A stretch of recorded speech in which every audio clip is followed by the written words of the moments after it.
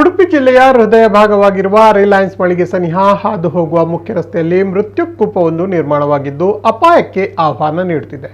ಅಪಾಯದ ಸ್ಥಳದಲ್ಲಿ ಬ್ಯಾರಿಕೇಡ್ ಅಳವಡಿಸಿ ಅಪಾಯವನ್ನು ನಿಯಂತ್ರಿಸುವ ಪ್ರಯತ್ನ ಮಾಡಲಾಗಿದೆ. ಈ ರಸ್ತೆಯಲ್ಲಿ ಗುಂಡಿ ಉದ್ಭವಗೊಂಡು ತಿಂಗಳೆರಡು ಕಳೆದಿವೆ. ಆದರೂ ಇದನ್ನು ದುರಸ್ತಿಪಡಿಸುವ ಕಾರ್ಯ ನಡೆದಿಲ್ಲ. ನಗರಸಭೆ ತಕ್ಷಣ ಹೊಂಡ ರಸ್ತೆಯನ್ನು ಮುಚ್ಚಿ ಎಂದು ನಾಗರಿಕ ಸಮಿತಿಯ ನಿತ್ಯಾನಂದ ಒಳಕಾಡು ಆಗ್ರಹಿಸಿದ್ದಾರೆ. ಪಾದಚಾರಿಗಳು ಇಲ್ಲಿನ ಗುಂಡಿಯಲ್ಲಿ ಮಳೆಯ ನೀರು ಹರಿಯುವಾಗ ಬಿದ್ದರೆ ವ್ಯಕ್ತಿ ಒಳಚರಂಡಿಯ ಮೂಲಕ ಕೊಚ್ಚಿ ಹೋಗಬಹುದು. ಸುರಂಗ ಮಾರ್ಗದಂತೆ ಇಲ್ಲಿ ಗುಂಡಿ ನಿರ್ಮಾಣವಾಗಿದೆ. ಆದ್ದರಿಂದ ಸಂಬಂಧಪಟ್ಟವರು ಕೂಡಲೇ ಇದರತ್ತ ಗಮನಿಸಿ ದುರಸ್ತಿಪಡಿಸುವಂತೆ ಅವರು ಒತ್ತಾಯಿಸಿದ್ದಾರೆ.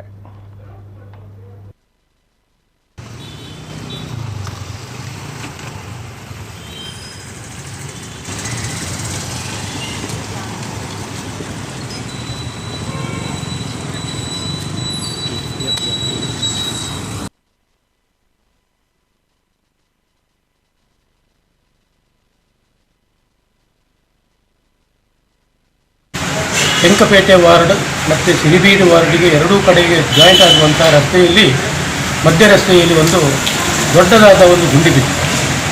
ಅಂದರೆ ಅದು ಒಂದು ಡ್ರೈನೇಜಿಗೆ ಬರ್ತದೆ, ಇನ್ನೊಂದು ಚರಂಡಿಗೆ ಮಳೆ ಹೋಗುವ ಒಂದು ದೊಡ್ಡ ಚರಂಡಿಗೆ ಕೂಡ ಸಂಪರ್ಕ ಆಗುವಂಥ ಗುಂಡಿ.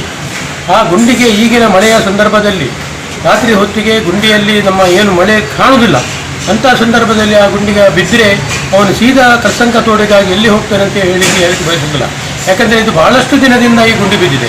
ಒಂದು ನಗರಸಭೆ ಎಚ್ಚೆತ್ತುಕೊಂಡು ಪ್ರಮುಖ ಮಾರ್ಗ, ಯಾಕಂತ ಹೇಳಿದರೆ ಒಂದು ಕಡೆ ಬಸ್ ಸ್ಟ್ಯಾಂಡಿಗೆ ಹೋಗೋದು, ಒಂದು ಕಡೆ ಕರ್ಸಂಕ ಹೋಗೋದು, ಇನ್ನೊಂದು ಕಡೆ ಕೃಷ್ಣಮಠಕ್ಕೆ ಹೋಗುವಂಥ ರಸ್ತೆಯ ಮಧ್ಯದಲ್ಲಿ ಇಂತಹ ಗುಂಡಿಗಳು ಇದ್ದರೆ ಬಹಳಷ್ಟು ತೊಂದರೆ ಆಗುವಂಥ ಜನರಿಗೆ ಆಗ್ತದೆ. ಇದನ್ನು ನಗರಸಭೆಯವರು ಮನಗಂಡು ಕೂಡಲೇ ಇಮಿಡಿಯೇಟ್ಲಿ ತಕ್ಷಣ ಇದನ್ನು ಮಾಡಬೇಕು. ಇಲ್ಲದಿದ್ದರೆ ಇದಕ್ಕೆ ಬೇಕಾಗುವಂಥ ಹೋರಾಟವನ್ನು ಕೂಡ ಮಾಡಲು ನಾವು ಸಿದ್ಧರಿದ್ದೇವೆ.